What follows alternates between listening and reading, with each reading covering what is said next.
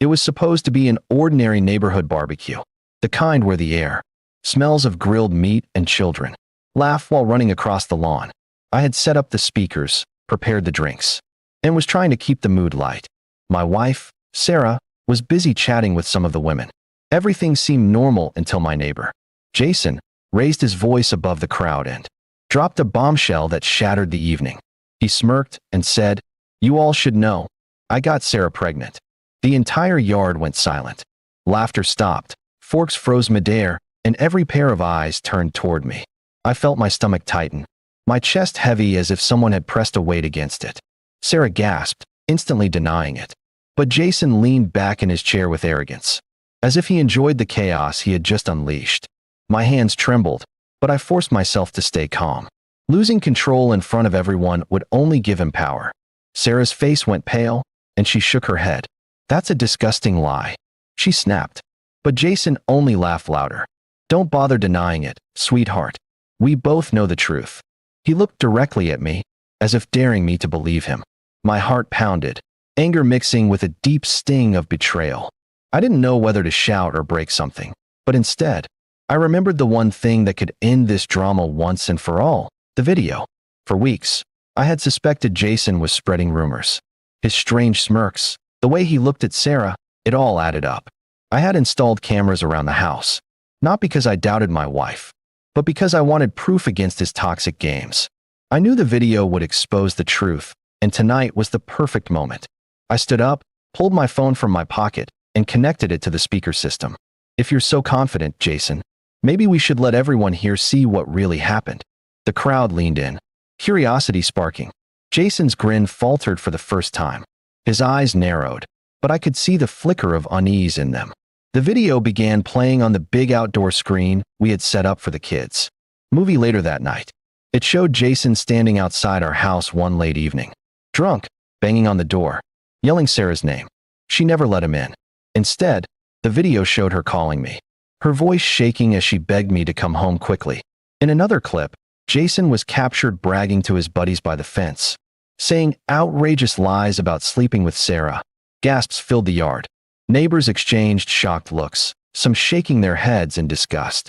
The truth was undeniable. Jason had been spreading false rumors to feed his own ego. His smirk had vanished completely now, replaced by anger and embarrassment. He shouted, "That doesn't prove anything." But his voice cracked, and no one believed him anymore. Sarah stood next to me, tears in her eyes, not of guilt, but of relief. "You see," she said to the crowd, "he's been harassing me for months." And I was too afraid to speak up. The women she had been talking to earlier came forward, hugging her, offering comfort. Jason was left standing alone, his own wife glaring at him from across the yard with a mix of rage and betrayal. Jason tried to storm out, but not before his wife caught his arm. "Is this true? Have you been lying about her all this time?" she demanded. He stuttered, unable to answer, his bravado shattered. She slapped him across the face in front of everyone before, grabbing her purse and walking out, leaving him standing there humiliated.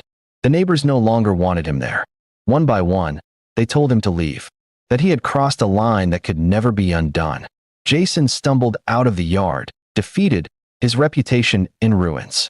The man who had tried to destroy my marriage had just destroyed his own. When the chaos settled, I turned to Sarah.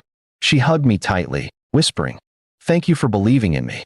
My anger eased as I held her, realizing that trust was what had saved us. Jason's lies could have planted seeds of doubt, but the truth, and my faith in her, was stronger. The rest of the evening continued, though quieter. The neighbors stayed, trying to bring back some normalcy with laughter and food. But the shadow of Jason's downfall lingered.